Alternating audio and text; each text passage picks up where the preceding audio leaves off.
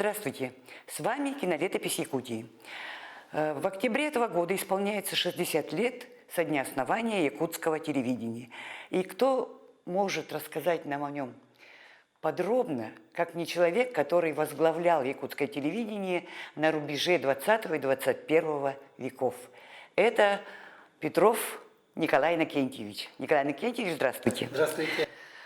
И вот хотелось бы начать сразу же нам с того, каким событием, каким знаменательным праздником был такой вот октябрь 1963 года. Да, это событие было действительно знаменательным, особенно в истории нашей республики.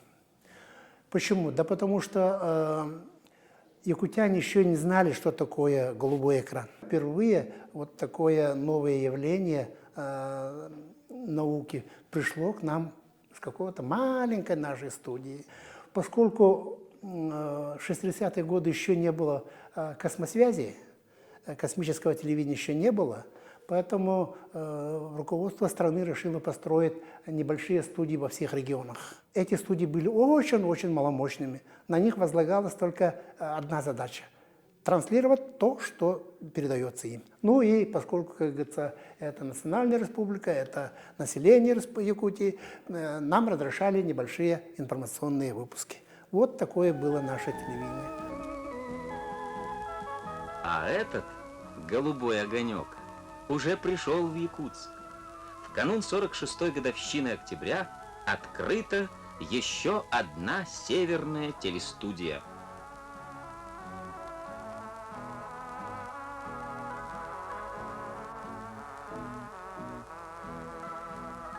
А сейчас смотрите, что у нас случается. У нас 3 канала собственных НВК-СХ. С любого уголка земного шара через интернет можно посмотреть наши передачи. И я вот просто хочу поставить, как говорится, мысленный памятник тем первым нашим работникам, которые строили это телевидение, строили это вот явление новое, как эфир. Феодосий Семенович Донской. Это уникальный человек. Это единственный из якутов в годы Великой Отечественной войны, прошедший всю войну от начала до конца. И на стенах поверженного Берлина, на стенах Рейхстага он написал: «Были мы из Якутии». Вот такой человек был у нас руководителем.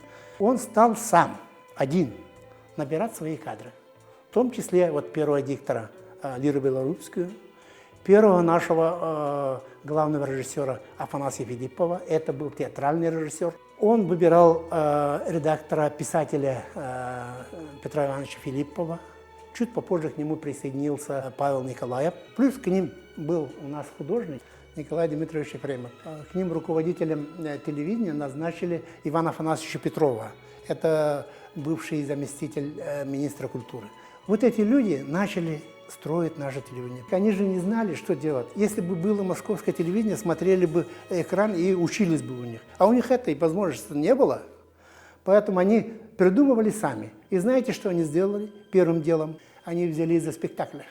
И вот они за первые, как говорится, 10 лет поставили на этой маленькой студии, 90-метровой маленькой студии, более 40 спектаклей. Как они умудрялись там туда поставить, ума не приложу. Но вот что обидно, от этого ничего не осталось, потому что тогда не было записи. Они поставили даже «Красного шамана». Ну вот такие люди были. Тот же самый Степан Дадоскинов, поэт, который потом стал родоначальником радиовещания малочисленных народов Севера. Ведь он был нашим режиссером, первым режиссером первых документальных фильмов. Чуть попозже, как говорится, по бывших этим делам, они стали делать фильмы, 12 документальных фильмов. А первый раз вышли они по центральному телевидению в 1969 году. И потом уже каждые 2 года выходили по центральному телевидению. Сейчас вот это представить себе невозможно, чтобы якутская студия телевидения выходила со своей программой по центральному телевидению. Было такое дело. Вот, Николай Иннокентьевич, вот работал у вас на телевидении в 60-е годы такой прославленный кинооператор Никандр Савинов. Ведь его работы можно просто считать классикой якутской документалистики. Вот это вот тоже ведь было очень немаловажно, когда вот такие люди с опытом работы уже, он работал на Восточно-Сибирской студии. Это был единственный и первый единственный кинооператор в Восточной Сибири. Он был учителем наших первых кинооператоров. Его ученик, вот Семен Васильев, он вместе с ним работал, он его, как говорится, поднимал, он его учил.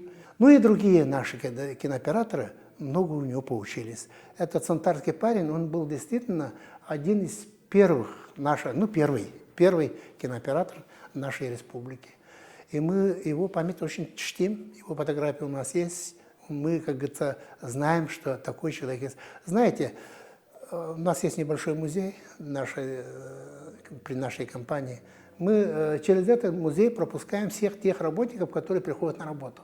И им рассказываем, кто такие были у нас такие люди. Чтобы они знали, куда они пришли, за кем они пришли, что они должны будут делать и так далее.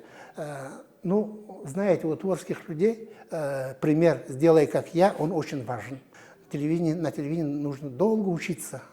А учиться-то почти что негде было, тогда-то вообще не было. До сих пор мало специальных, как говорится, учебных заведений, которые, как говорится, бы учили конкретно телевидение. Поэтому в большинстве случаев это опыт. Опыт помогает развитию нашего телевидения. В республике свой телецентр, своя студия. А поди ж ты снова хлопоты. Обещает прямо на дом Москву. Так что даешь космос и не иначе. На самой северной станции орбиты последнее приготовление. Чаша эта примет от искусственного спутника связи лучистые сигналы из Москвы. Знаете, вот у нас в аудиовизуальном центре есть конкурс свой, который мы проводим ежегодно, «Кинолетопись Якутии». И есть там у нас номинация, которая называется «Легенды эфира». То есть многие работы ваших знаменитых режиссеров, ведущих, они хранятся в наших фондах. И вот кого бы вы тоже могли назвать вот среди этих вот легенд эфира? Ой, да я могу назвать всех, наверное, очень долго могу назвать. Из легенд эфира. Тот же самый Дадускинов. Знаете, первый наш художественный, наш документальный первый фильм был двухчасовой «Правнуки Макара». С тех пор прошло очень много времени, там были и другие документальные фильмы были, сейчас я просто по памяти не могу назвать их названия. Но вот из людей я могу, тех, которые работали, могу назвать вот того же самого Афанасия Филипповича Федорова. Это режиссера, который ставил, не просто там театральные спектакли ставил, а они ставили свой спектакль, сами придумывали, сами ставили. И иногда даже бывало так, что, как говорится, операторы даже играли какую-то роль в этих фильмах. Вот такие люди были. А из тех последних надо обязательно, наверное, назвать ту же самую Фенну Юрьевну Пластикину, дорогого нашего Владислава Бочковского, Семена Васильева, их работы хранятся. И, кстати говоря, пользуясь случаем, я могу сказать, что первые художественные фильмы тоже были созданы у нас. Ну, маленькие, небольшие, короткометражные художественные фильмы были созданы у нас, то есть своими силами. До этого создавались, конечно, в центральных студиях, а вот по-настоящему от и до сделанные фильмы, это два фильма наших «Старая игрушка» и «Охонон». Это вот фильмы, которые создали Васильевы, скажем так. Руслан Васильев был, артист Васильев, ну и Семен Васильев. Ну, естественно, там сценарист Семен Армалаев, который является у нас сценаристом, организатором многих наших художественных работ, в том числе и видеоработ, в том числе вот первых двух работ. Да, это известный драматург. Очень у нас, как говорится, вот я в связи с тем, что, как говорится, мы с вами сотрудничали долго, я должен вспомнить Ольгу Новгородову, которая очень много делала для того, чтобы сохранить как-то наши старые фильмы. Знаете, творческие люди, они очень такие безалаберные, скажем так. Сделали свое дело, и бросили, и расстались так.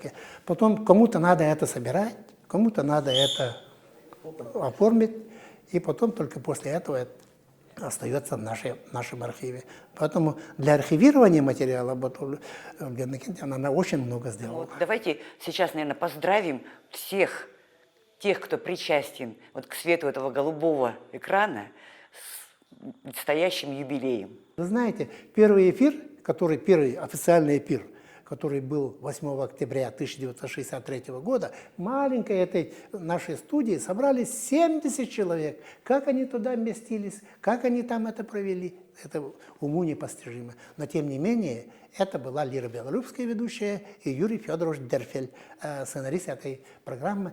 Единственный редактор, которого пригласили со стороны, это из Уфы был приглашен этот товарищ, который у нас поработал 5 лет и очень многому научил наших работников. В эти дни мы получили множество поздравительных телеграмм.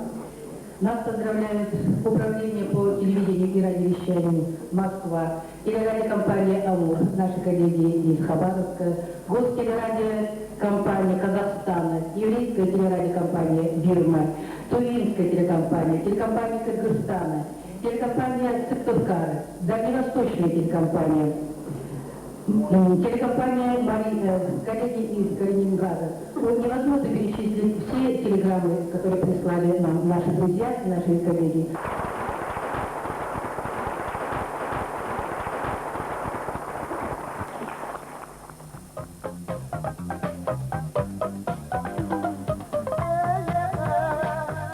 Много было поздравлений и подарков в этот вечер. А в ответ прекрасная музыка, песни в исполнении артистов телерадиокомпании. Выступили и сделали незабываемым этот вечер Аркадий Алексеев и Раиса Захарова, Екатерина и Алексей Егоровы, Владимир Корякин и Наталья Москвина, Игорь Литвинов, хор и оркестр под управлением Галины Кривошапко. А потом были танцы, танцы, танцы. От лица аудиовизуального центра мы тоже присоединяемся к этим поздравлениям. Мы желаем, чтобы наши телевизионщики достигали еще больших высот, для того, чтобы телевидение якутское было зрелищным, ярким, таким, каким оно всегда было для якутян.